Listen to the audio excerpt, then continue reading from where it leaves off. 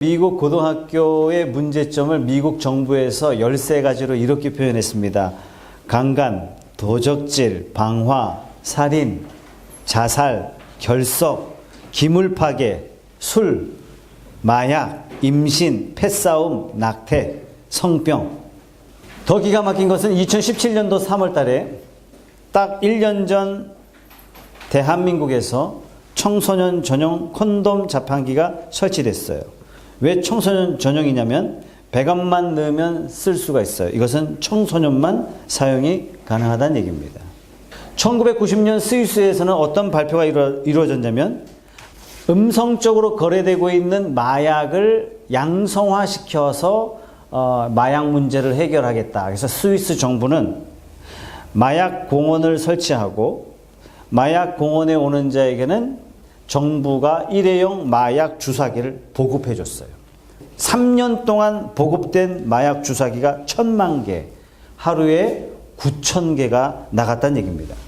그런데 이게 양성화되면 점점 없어질 거라고 생각했던 정부의 생각과는 정반대로 마약 인구가 점점 늘어났어요. 결국은 마약을 공급할 수 있는 재정이 부족해서 스위스 정부는 마약 공원을 없애버렸습니다. 여러분, 제가 방금 이야기한 이 사건들은요, 저 가난한 아프리카 대륙에서 일어나는 이야기가 아닙니다. 전 세계에서 가장 못 산다고 하는 어느 동남아의 예를 들어서 방글라데시 같은 그런 나라의 이야기가 아니에요. 전 세계 최고의 강대국, 이 세상에서 가장 잘 사는 나라들 속에서 이런 문제가 일어나는데, 이런 문제는 실상 빙산의 일각이라 이외에 많은 문제들이 있습니다. 저는 오늘 여러분들에게 말씀드리고 싶은 게, 우리는 어떻게 생각하냐면 잘 살게 되면, 경제적인 여건만 허락이 되면 지금 내가 삶에 경험하는 문제들이 대부분 없어질 거라고 대부분 생각해요. 많은 정치인들의 대표적인 공약이 뭡니까? 잘 살게 해줄 테니까 나 뽑아달라는 이야기 아닙니까? 오늘날 많은 성도들도 이러한 세상의 오염에 전염이 됐어요. 그래서 대부분의 기도의 제목이 대부분 먹고 사는 문제예요. 경제 문제만 해결된다면, 대한민국의 경제가 급속도로 발전하게 된다면, 강대국만 된다면, 지금 내가 삶에서 만나는 여러 인생의 근원적인 문제들은 사실상 없어질 것이다 라고 생각하지만 이것은 우리의 착각입니다. 성경 말씀 창세기 2장 16절 17절 말씀 다 같이 한번 읽어보겠습니다. 여호와 하나님이 그 사람에게 명하여 이르시되 동산 각종 나무의 열매는 내가 임의로 먹되 선악을 알게 하는 나무의 열매는 먹지 말라. 내가 먹는 날에는 반드시 죽으리라 하시니라. 최초의 인간 아담과 하와가 타락한 본질적인 배경은 뭐냐면 먹고 살기 힘들어서 타락하지 않았다는 얘기예요. 아담과 하와의 근원적인 문제는 경제적인 문제가 절대로 아니었다는 얘기입니다. 에덴 동산은 어떤 곳이었습니까? 먹을 게 풍족했던 곳이에요. 모든 게 이루어졌던 곳이 바로 에덴 동산이에요. 모든 걸 원하는 만큼 가질 수 있고 모든 걸 원하는 만큼 먹을 수 있는 곳이 에덴 동산이에요. 모든 것을 소유할 수 있는 것이 에덴 동산이에요. 그 부족함이 없는 에덴 동산의 타락한 배경은 경제적인 문제가 아니라 하나님의 말씀을 버렸다는 얘기입니다. 아담과 하와에게 말씀이 있었을 때는 아무런 문제가 없었어요. 삶의 질서가 있었고 삶의 평화가 있었고 아담과 하와에게 말씀이 있었을 때는 생명이 있었고 하나님 안에 진정한 자유가 있었고 이 모든 세상에 대해서 왕노릇할 수 있었고 이 세상에 대하여 정복자요, 이 세상에 대해서 다스리는 자요, 이 세상에 대해서 권세자였습니다. 그런데 이 아담과 하와가 말씀을 무시했어요. 말씀을 짓밟았어요. 말씀을 버렸어요. 한순간 삽시간에 모든 것이 바뀌었어요. 아담의 인생의 모든 게 문제투성이로 순간 다 바뀌었어요. 삶은 질서에서 어둠과 혼돈으로 바뀌어버렸어요. 무질서로 바뀌었어요. 인생은 절망으로 바뀌어버렸어요. 모든 노동의 고통을 칠흑같이 경험할 수밖에 없는 인생으로 바뀌었어요. 생명의 주인인 하나님 안에서 죽음을 기다리는 인생으로 바뀌어 버렸어요. 이것을 우리는 신라권 이렇게 표현하죠. 잃어버린 에덴, 어떻게 신라권을 회복할 수 있을까요? 말씀에 불순종해서 신라권이 되었다면 이 문제를 해결하는 근원적인 한 가지 방법은 경제 문제만 나에게 해결이 되면 다 해결되는 것이 아니에요. 여러분 주변에도 그런 사람 많죠. 이 사람이 경제적인 문제가 한순간 해결되고 더 나빠진 결과를 여러분들은 많이 경험하게 됩니다. 우리 인생의 근원적인 문제를 해결하는 유일한 방법은 딱 하나예요. 말씀으로 다시 돌아가는 겁니다. 오늘 말씀이 그렇게 시작해요. 요한복음 1장 1절에서 3절 다 같이 한번 읽어보겠습니다. 시작. 태초에 말씀이 계시니라. 이 말씀이 하나님과 함께 계셨으니 이 말씀은 곧 하나님이시니라. 그가 태초에 하나님과 함께 계셨고 만물이 그로 말미암아 지은 바 되었으니 지은 것이 하나도 그가 없이는 된 것이 없느니라. 그 말씀이 바로 예수님이라는 얘기예요. 말씀으로 돌아가야 할 인간이 태초에 말씀을 짓밟고 나왔어요. 짓밟고 내쫓김을 당했던 그 인간은 죄로 말미암아 스스로 말씀으로 돌아갈 수 없었어요. 말씀으로 돌아갈 수 없는 그 인간을 위해서 하나님께서 친히 말씀이 되셔서 돌아올 수 없는 자에게 말씀이 되어서 죄인들에게 다가가셨습니다. 그분이 바로 예수님이십니다. 말씀이란 뭡니까? 하나님이 태초에 말씀으로 세상을 창조하셨습니다. 말씀이란 이 세계에 대한 매뉴얼이에요. 말씀이란 뭐냐면 말씀으로 인간을 지으셨기 때문에 인생의 본질적인 원리와 가르침이 뭐냐면 하나님의 말씀이에요. 하나님의 말씀은 말씀으로 세상을 지으셨기 때문에 이 세상을 정확하게 꿰뚫어 볼 수 있는 원리와 지침이 하나님의 말씀이에요. 인생의 매뉴얼이 되기 때문에 하나님의 말씀이 가장 인간답게, 가장 보람되게, 가장 의미 있게, 가장 가치 있게 삶을 살아갈 수 있는 원리가 하나님의 말씀입니다. 그렇다면 우리가 진짜 성공을 추구하기 위해서 진짜 행복한 삶을 살기 위한 정답이 어디 나와 있냐면 하나님의 말씀에 나와 있다는 얘기예요. 세상은 가르치죠. 돈만 있으면 행복할 거라고. TV 틀어보면요. 절반이 대출 광고예요.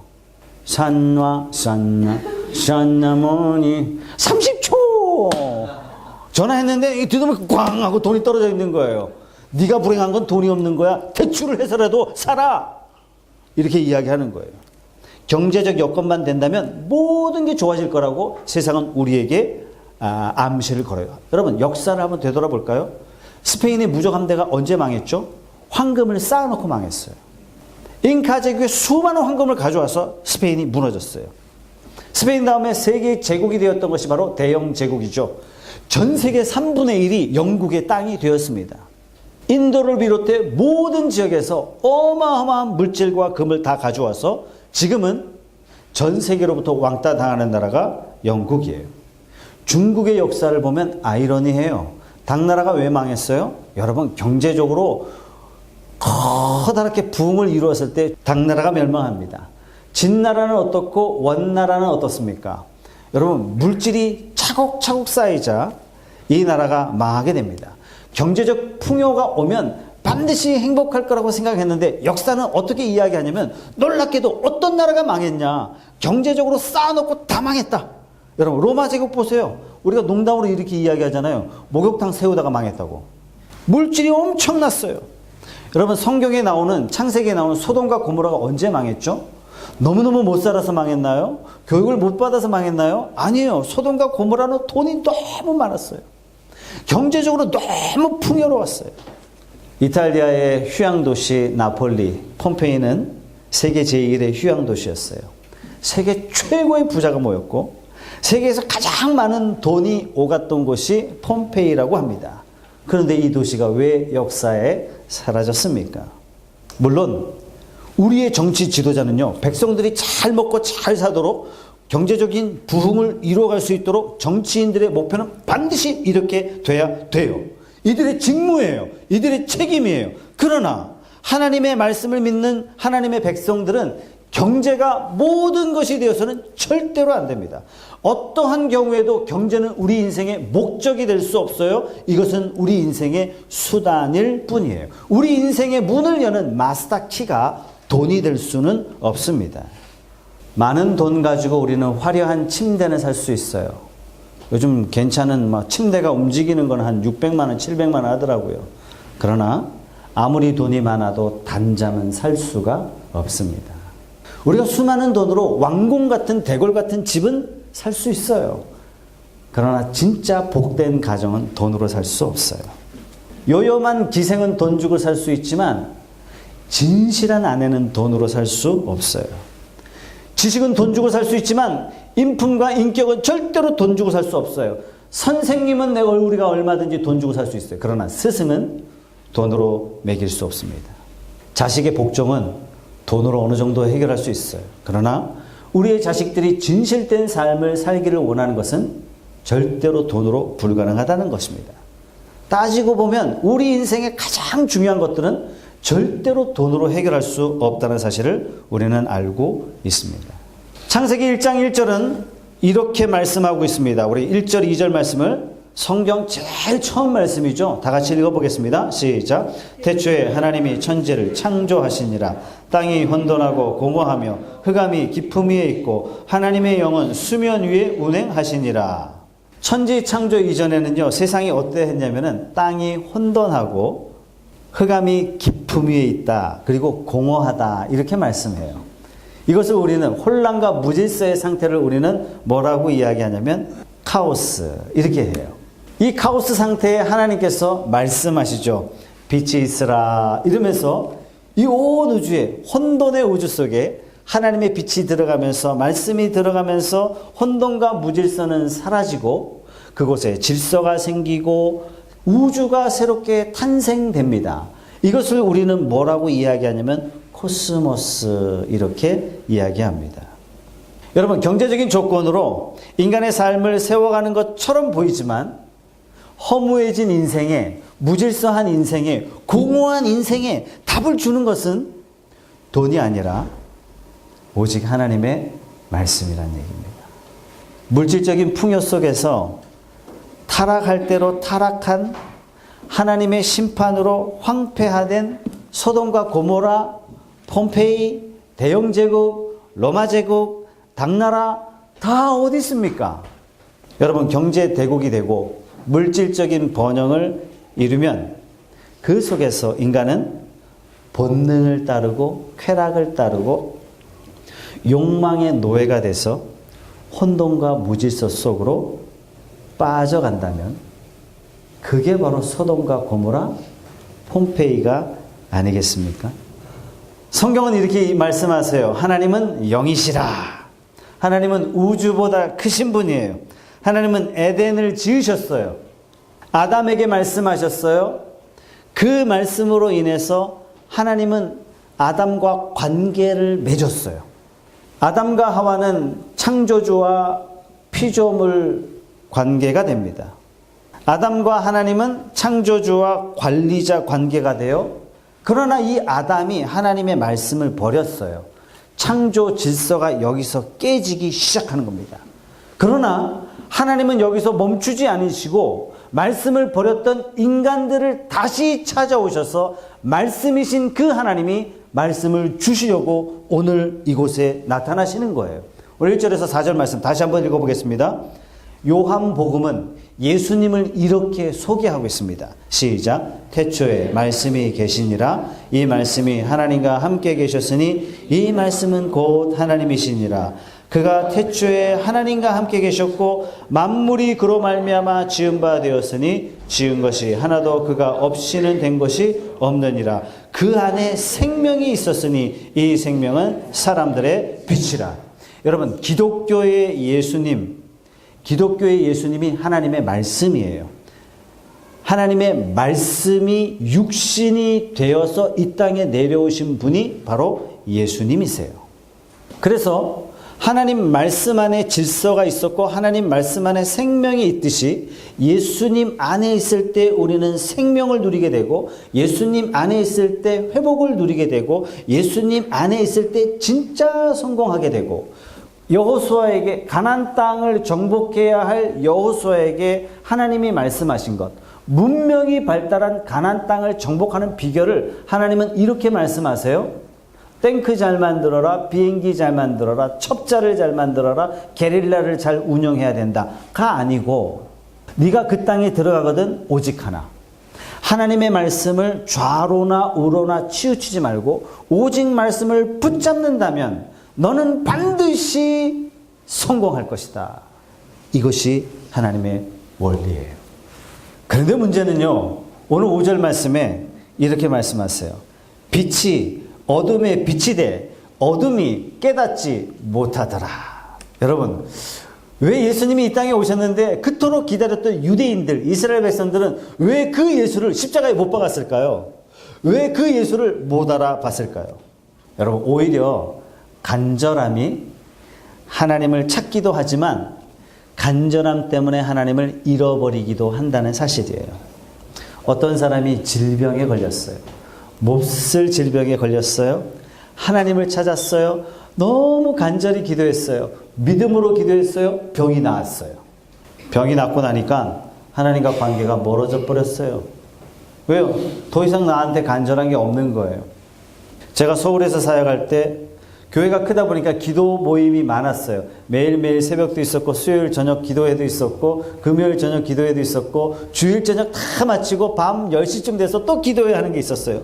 모든 기도회에 빠지지 않고 열심히 기도하며 취직 좋은 데 취직하게 해달라고 기도해서 삼성 입사해서 재무팀에 들어갔어요.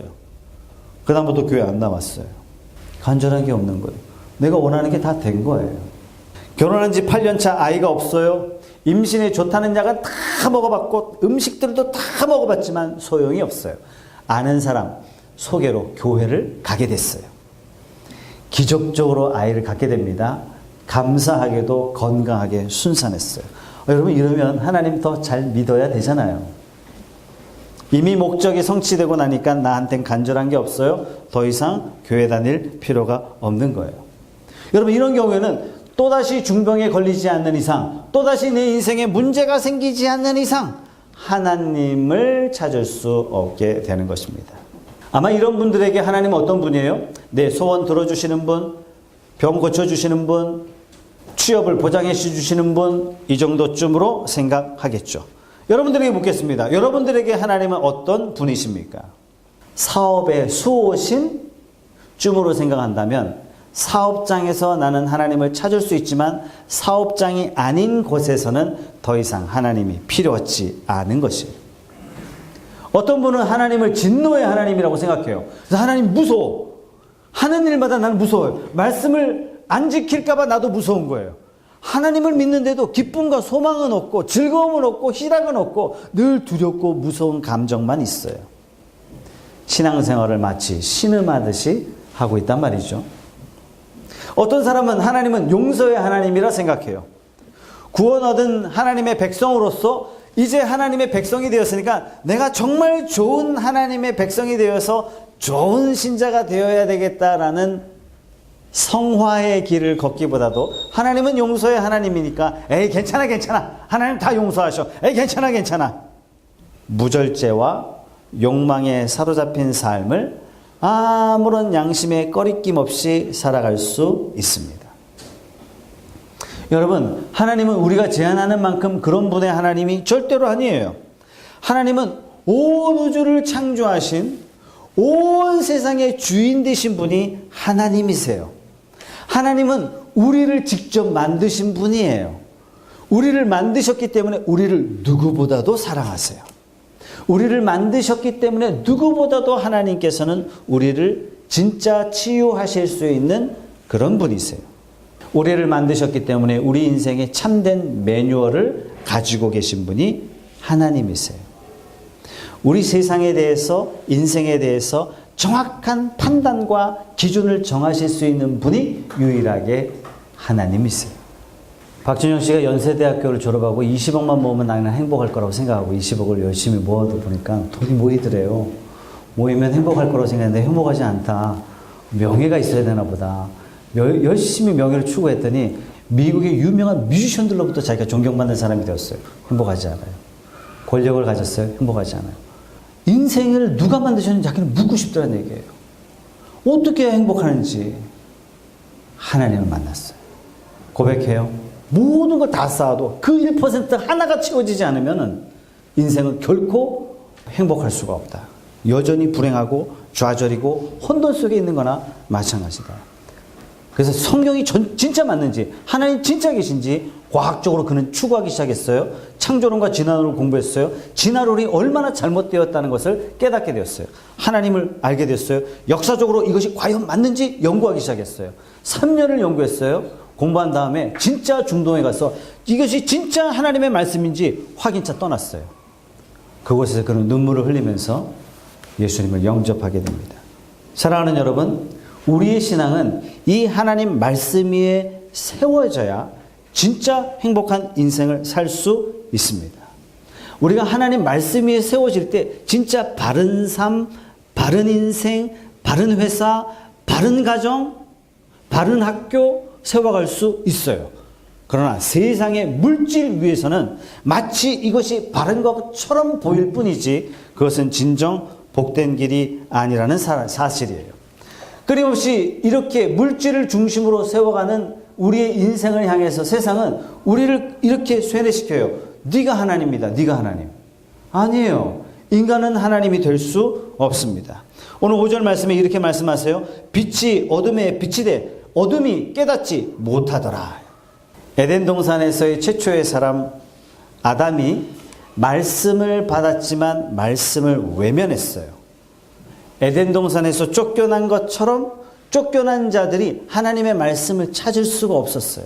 마찬가지로 예수님 당시에 많은 사람들에게 말씀이신 예수께서 직접 나타나셨음에도 불구하고 그들은 그분을 십자가에 못 박았습니다. 어둠에 갇힌 자들이죠. 빛을 외면한 사람이죠. 에덴 동산에 아담이 했던 짓을 똑같이 하고 있죠. 마찬가지예요. 오늘날에도 에덴 동산에서 아담이 사탄의 유혹에 넘어간 것처럼 예수께서 창조주 되심을, 예수께서 우리의 말씀이 되어주심을, 예수께서 우리의 진짜 성공이 되어주심을 믿지 않으려고 하는 사람들이 우리 주변에 얼마나 많은지 모릅니다. 저 하나님 믿습니다 하면서 여전히 하나님의 말씀을 쫓지 않는 것, 이것이야말로 나 자신이 얼마나 어리석은 인간인지 스스로 증명하는 것 아니겠습니까? 내 삶의 주변에 말씀이 많고 예배가 많아도 내 마음은 여전히 거리가 멀어요. 말씀이 내게 임했음에도 불구하고 그 말씀을 받아쳐내요. 말씀대로 사는 것보다 내 뜻대로 사는 것이 훨씬 더 편하고 내 뜻대로 사는 것이 훨씬 더 유익되다라고 스스로 판단하며 산다면 에덴 동산의 아담이 하나님의 말씀을 거부했던 것과 지금과 무엇이 다를 바가 있겠습니까? 사랑하는 여러분, 하나님의 말씀이 여러분 마음에 딱 임하시면요, 말씀을 딱 붙잡고 말씀대로 달려나가는 저와 여러분들이 되시기를 주님의 이름으로 축복합니다. 여러분, 세상에 교회들이 굉장히 많아요. 교회는 크고 작으냐에 따라서 그 질이 따지는 게 아니에요. 푸른숲 교회는 작은 교회지만 성도들 별로 없지만 이 사람들은 말씀을 좋아하고 말씀을 사랑하고 이 사람들은 고지곳대로 말씀대로 쫓아가더라 했을 때 세상 사람들이 야, 이 교회는 능력이 있는 교회다, 이 교회는 진짜 교회다 이렇게 판단하지, 야, 이 교회는 건물이 3개 이상이야 그래서 진짜 교회야 이렇게 판단하는 세상은 그 어디에도 없습니다. 사랑하는 여러분, 이 푸른숲 교회가 비록 규모는 작지만 이 세상에 찾을 만한 진짜 교회, 하나님의 말씀이 살아있는 교회, 그러한 교회가 되시기를 주님의 이름으로 축복합니다. 이 시간 한번 기도하겠습니다. 우리 기도하실 때 하나님, 내 삶이 세상에 돈 위에 세워진 인생이 아니라 하나님의 말씀 위에 세워진 인생이 되게 해 주시옵소서. 세상은 경제를 추구하지만 우리는 하나님의 말씀을 추구하고 말씀을 따라가고 말씀이신 예수와 믿음으로 동행하는 삶이 되게 해 주시옵소서. 다 같이 한번 부르짖어 통성으로 기도하겠습니다.